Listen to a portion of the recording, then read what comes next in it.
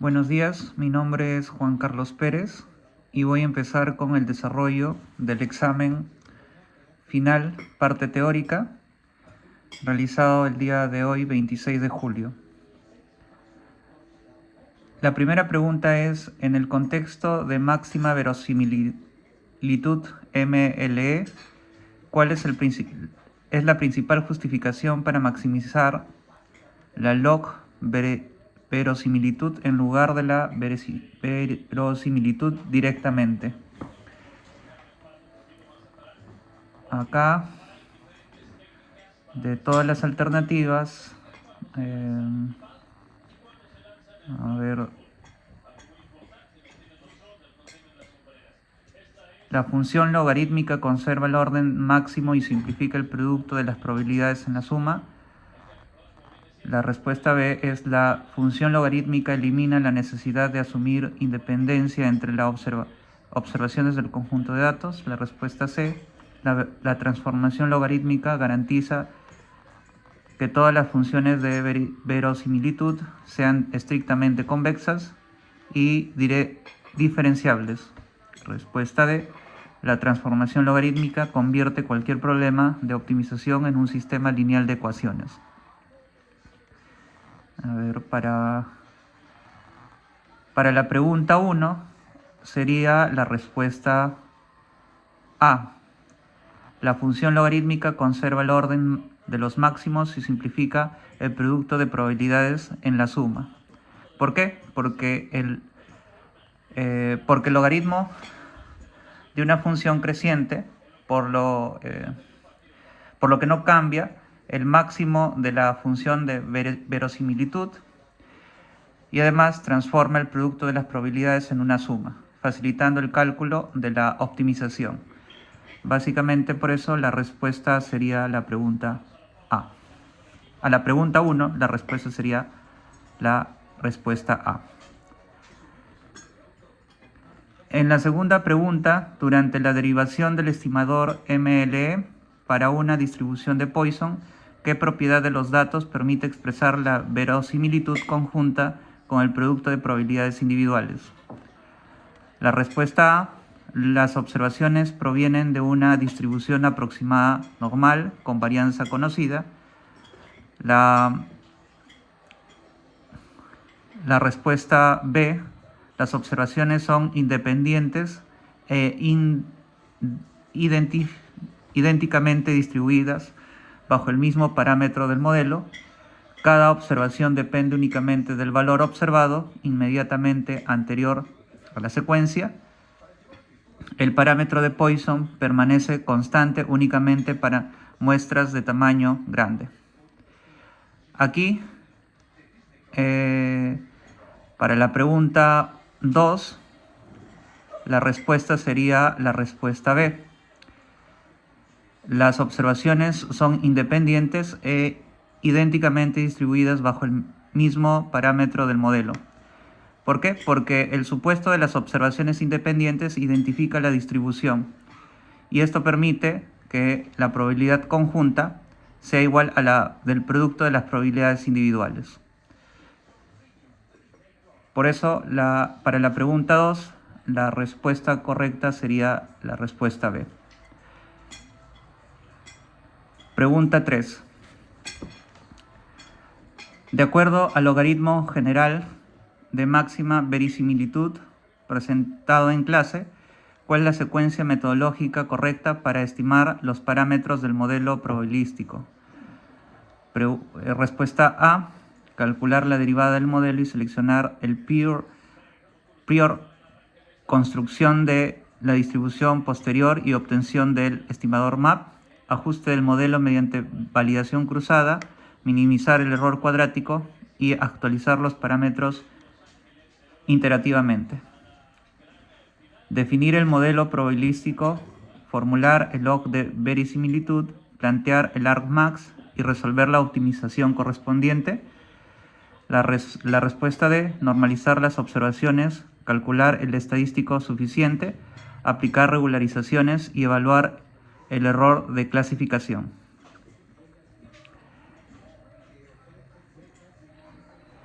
En este caso, La respuesta correcta sería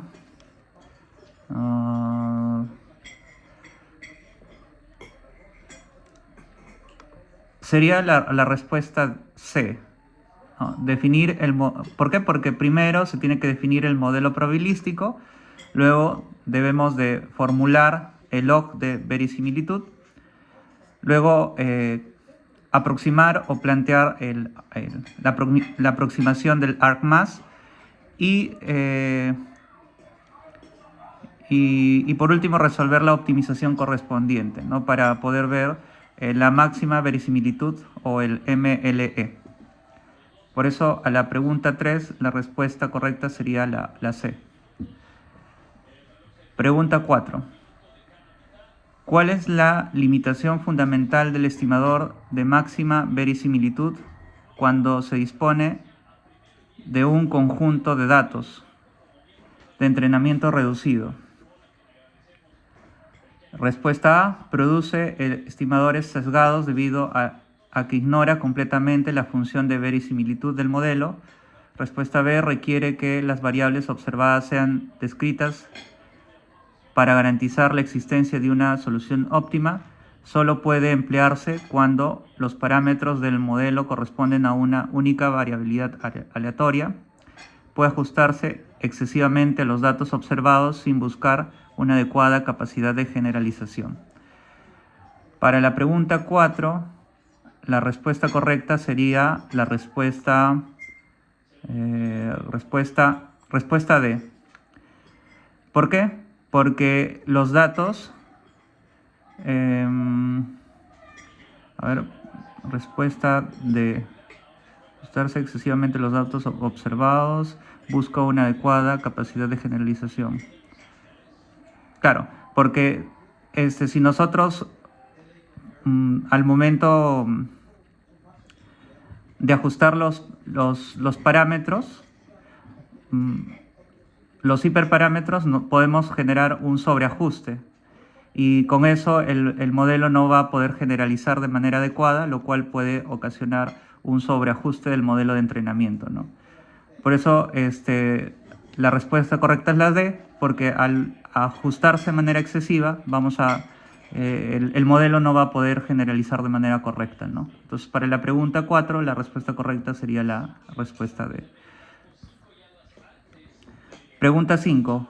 En la implementación de la red neuronal para Fashion Myths, ¿cuál es la responsabilidad principal del método Forward? Respuesta A. Define la consecuencia de las operaciones que transforman la entrada en la salida del modelo durante la inferencia. Respuesta B. Actualiza automáticamente los pesos utilizados de los gradientes calculados por el optimizador de cada época. Respuesta C. Inicializa los parámetros del modelo y asigna los valores del learning rate antes del entrenamiento. Calcula la función de pérdida y acelera el historial de entrenamiento para su posterior evaluación. En este caso, para la pregunta 5, la respuesta correcta sería la respuesta A. Define la secuencia de operaciones que transforman la entrada en la salida del modelo durante la inferencia. ¿Por qué? Porque Forward describe cómo influye la información desde que los datos ingresan hasta que estos salen de una red neuronal. Por eso la respuesta correcta es la alternativa A. Para la pregunta 5, la alternativa A sería la respuesta correcta. Pregunta 6. Según el flujo de entrenamiento presentado, ¿qué ocurre inmediatamente después de calcular la pérdida loss de un batch? Respuesta A. Se ejecuta el backward pass para calcular los gradientes respecto a los pesos del modelo. Se realiza la validación sobre el conjunto de prueba y se estima la capacidad de generalización. Respuesta C. Se reinician los pesos de todas las capas antes de procesar el conjunto de datos. Se normalizan nuevamente las imágenes para reducir la magnitud de los gradientes calculados. Para la pregunta 6, la respuesta sería...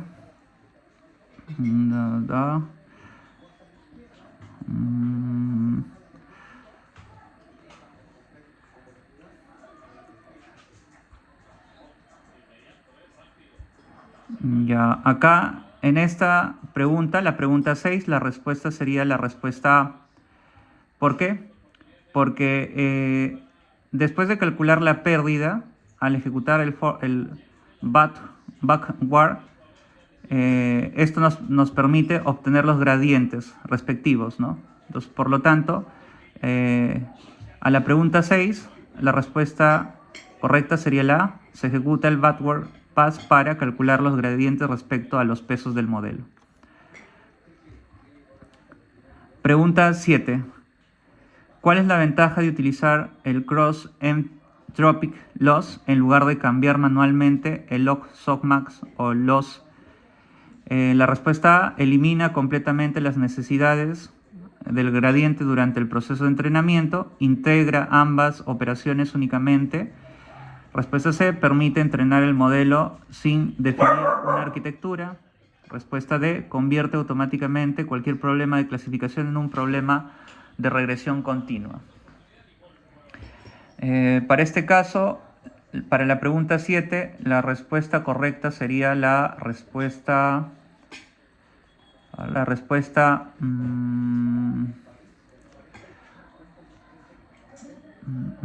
respuesta B. A ver, B.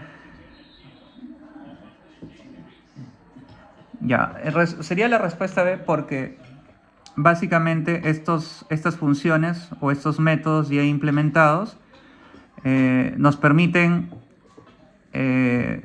este método ya implementado nos permite optimizar, ¿no? Optimizar la forma en cómo de manera combinada los otros métodos, log softmax y ln-loss, trabajan de mejor manera, ¿no? Entonces el cross-empty-loss, el método cross-empty-loss, permite hacer la combinación de manera más eficiente para obtener un resultado, ¿no? Por lo tanto, al integrar las dos formas o las dos formas de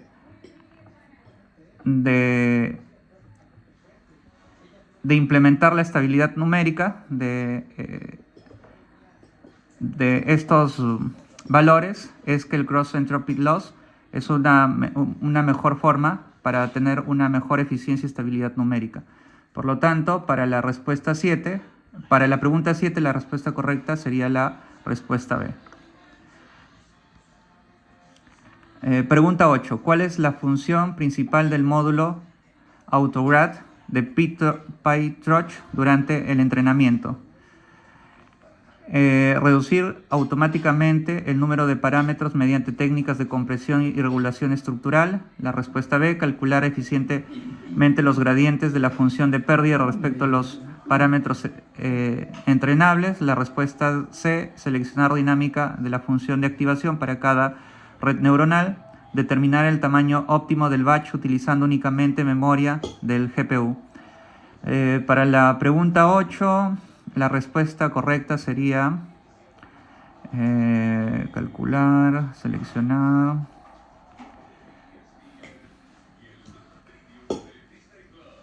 Ya, sería la respuesta B.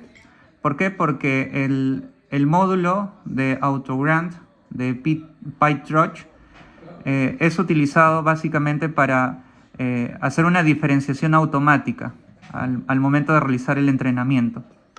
Por lo tanto, al utilizar ese módulo, vamos a poder calcular de manera más eficiente los gradientes de la función de pérdida respecto a los parámetros con los cuales nosotros estamos entrenando, ¿no? Por lo tanto, a la pregunta 8, la respuesta correcta sería la respuesta B. Pregunta 9. ¿Por qué se ejecuta el optimizer ser_grad antes de procesar el batch durante el entrenamiento? A, para reiniciar aleatoriamente los pesos de las redes antes de realizar una nueva programación, para recalcular automáticamente el learning rate, para evitar gradientes calculados previamente, para eliminar las muestras incorrectamente clasificadas. Para la pregunta 9, la respuesta correcta sería la respuesta C. ¿Por qué sería la respuesta C? Porque como nosotros estamos trabajando con PyTorch, se acumulan los gradientes por defecto, ¿no? Y esta función, el zeroGrad, lo que nos permite o lo que va a hacer es reiniciarlos antes de pasar al bucle.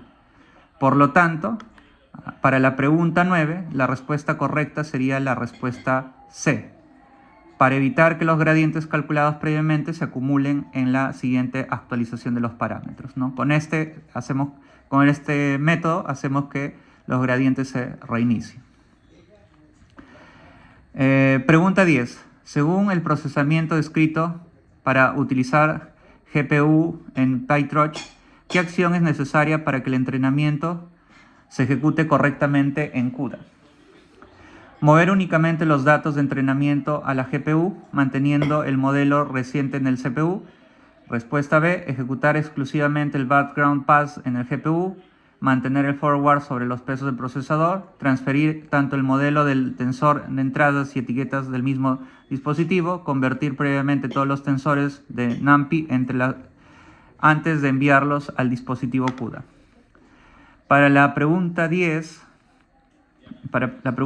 la respuesta correcta sería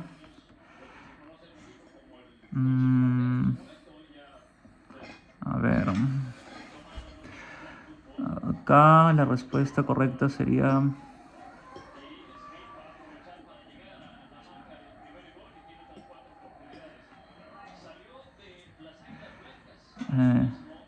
y acá sería la respuesta C, transferir tanto el modelo como los tensores de entrada y las etiquetas al mismo dispositivo de cómputo.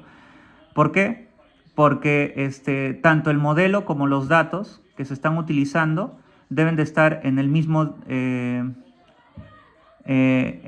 la misma unidad de procesamiento, ¿no? Que puede ser el GPU o el CPU. No pueden estar de manera separada. Deben de estar en alguno de los dos. Por lo tanto, la respuesta correcta sería la respuesta C. Pregunta 11. En el contexto de PCA, ¿cuál es la principal diferencia entre la reducción de dimensionalidad mediante PCA y la selección tradicional de características? PCA selecciona, la respuesta A, PCA selecciona las variables originales con mayor varianza, mientras que la selección elimina las variables correlacionadas. El PCA distribuye nuevamente las dimensiones como combinaciones lineales normalizadas. En lugar de seleccionar un subconjunto, PCA elimina las variables con menor, mientras que la selección transforma todas las variables restantes en componentes nuevos.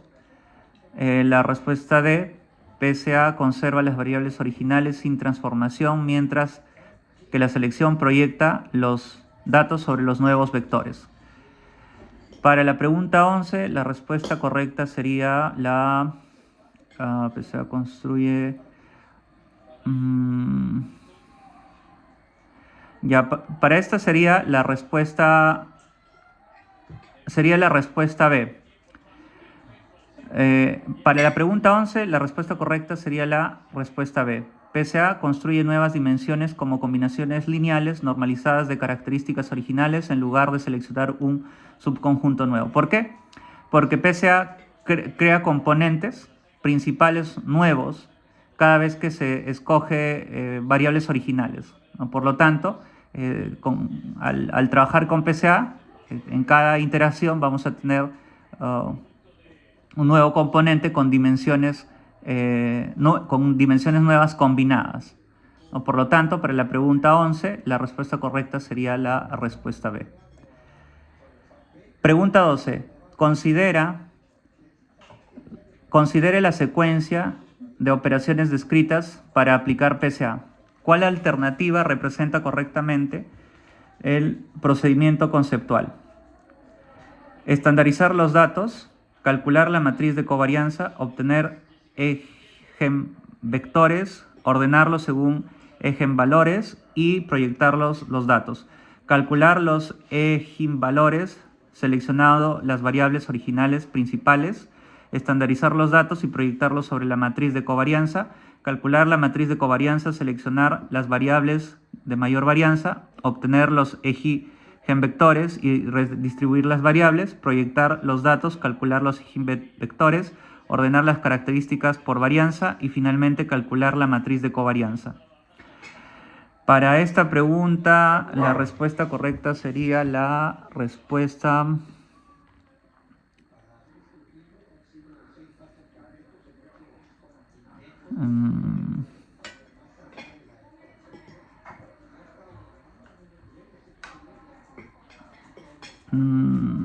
acá sería la respuesta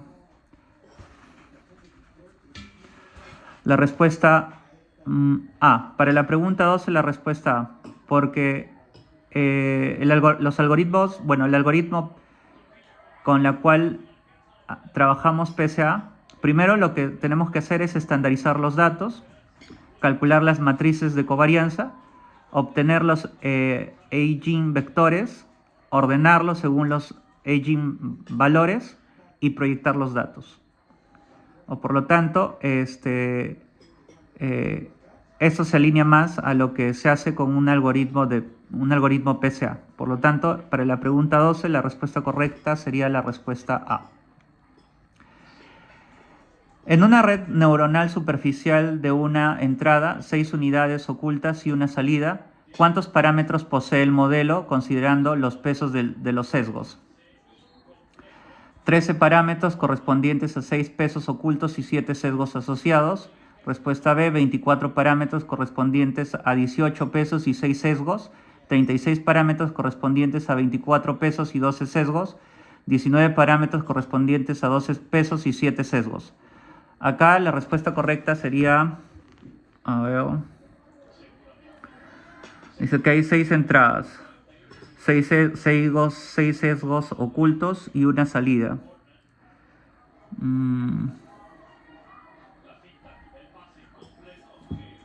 Ya, son una entrada de 6 unidades ocultas y una salida. Una red neuronal con una entrada, 6 unidades ocultas.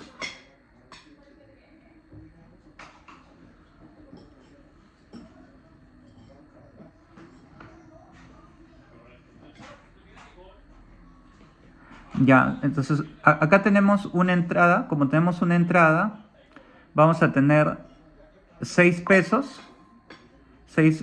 Vamos a tener, claro, son 6 pesos de la entrada. Vamos a tener 6 sesgos ocultos y 6 pesos de salida, ¿no? Si sumamos serían 18.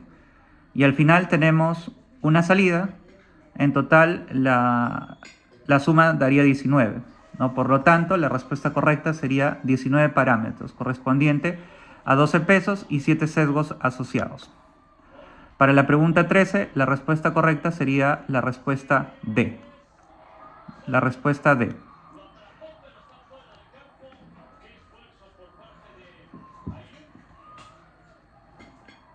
Pregunta 14. ¿Cuál es la afirmación que describe correctamente el papel de la función ReLU en una red neuronal superficial de una entrada y una salida?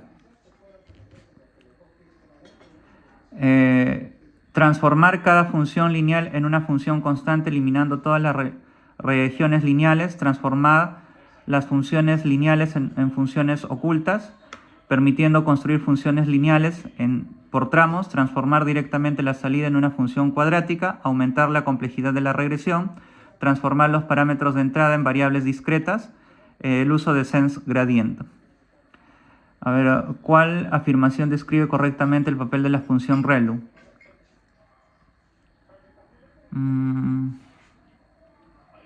Ya, la función ReLU nos permite, nos permite trabajar con no linealidad, ¿no? Entonces, esta nos permite aproximar las funciones.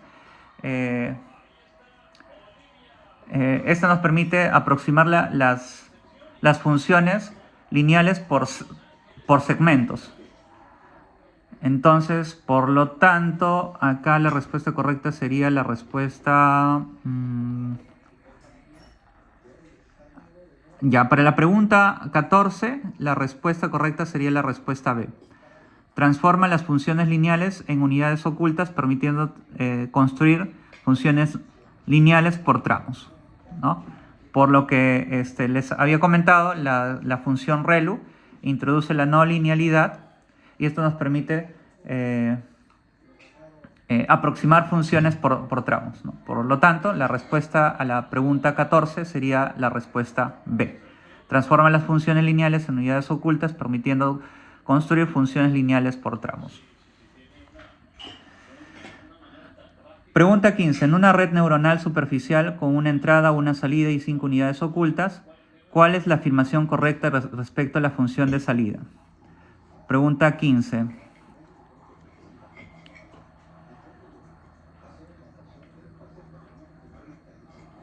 A ver.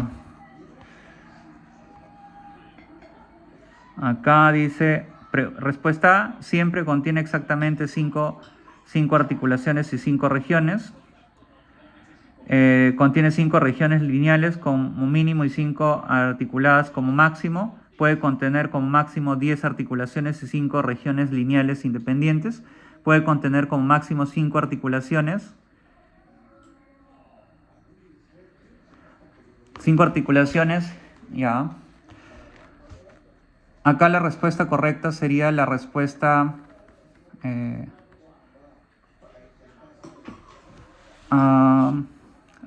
D, porque cada neurona ReLU puede aportar como máximo una articulación, aunque no todas pueden adaptarse, ¿no? Por lo tanto, vamos a tener como máximo 5 articulaciones y no necesariamente 5 regiones lineales. Por eso la pregunta 15, la respuesta correcta sería la respuesta D. Pregunta 16. En una red neuronal profunda con 5 entradas, 20 capas ocultas, 30 unidades cada una y 2 salidas, ¿cuál es la interpretación correcta de la profundidad y el ancho de la red? A, profundidad 30, 30-20, profundidad 20-30, profundidad 20-30, profundidad 27. Para la pregunta 16, la respuesta correcta sería la respuesta C. ¿Por qué? Porque la profundidad corresponde la respuesta C, ¿no? La profundidad es 20, el ancho es 30, por lo que tenemos 20 capas ocultas, 30 unidades, porque representan capas y unidades ocultas, ¿no? Profundidad 20, ancho 30. Por eso, para la pregunta 16, la respuesta correcta sería la respuesta C. Profundidad 20 y ancho 30. Pregunta 17. Para una red de 4 entradas, 2 capas ocultas, 10 y 8 unidades, 3 salidas, ¿cuál es la correcta? A, B, C. En este caso, a ver, la respuesta correcta sería... Para la pregunta 17, la respuesta correcta sería la respuesta A, ¿no? Tenemos 4 entradas, 10 capas ocultas. Luego vamos a coger las 10 capas. Son 4 entradas, 2 capas ocultas de 10, ¿no? Entonces vamos a tener 4, 10, luego tenemos 10 y 8 unidades, y luego tenemos las 8 y las 3 salidas. Entonces, para esta pregunta 17, la respuesta correcta sería la respuesta A. Para la pregunta 18, ¿cuál de las siguientes afirmaciones explica mejor la eficiencia y profundidad efficient de las redes neuronales profundas? Una red profunda siempre necesita más de una unidad, una red superficial puede necesitar aproximarse, una red profunda requiere exponerse previamente, una red superficial siempre produce menos regiones. Para la pregunta 18, la respuesta correcta sería la respuesta B, ¿no? Porque una red superficial puede necesitar exponencialmente más unidades para igualar una aproximación de una red profunda. Y esto se debe a que representan funciones un poco más complejas. Por lo tanto, para la pregunta 18, la respuesta correcta sería la respuesta B. Pregunta 19. Manteniendo la aproximación constante del número de parámetros, ¿qué características distingue generalmente una red profunda frente a una superficie? Una red profunda generalmente produce menos regiones, una red profunda generalmente produce un número equivalente de regiones, una red profunda produce más regiones lineales, una red profunda generaliza produce regiones no lineales. Para este caso, la respuesta correcta sería la respuesta C. La red profunda generalmente produce más regiones, ¿no?, lineales debido a la composición de las múltiples capas. Nosotros podemos tener múltiples capas y podemos tener más regiones lineales.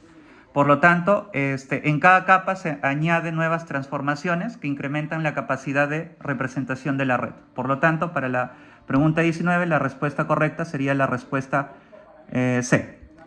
Cada red profunda generalmente produce más regiones lineales debido a la composición de múltiples capas. Pregunta 20. En un contexto de redes neuronales profundas, ¿cuál de las siguientes afirmaciones describe correctamente el concepto de hiperparámetro? Son valores definidos antes del entrenamiento, son valores aprendidos durante el entrenamiento, son valores calculados después del entrenamiento, son valores derivados exclusivamente de los datos.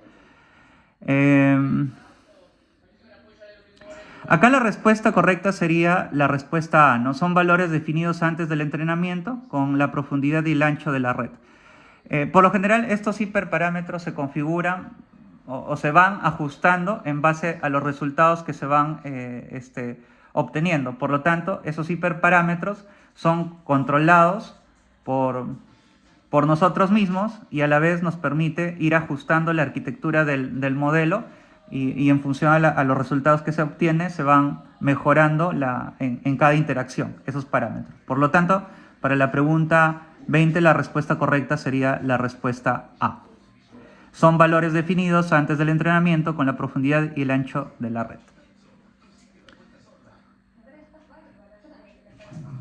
Listo.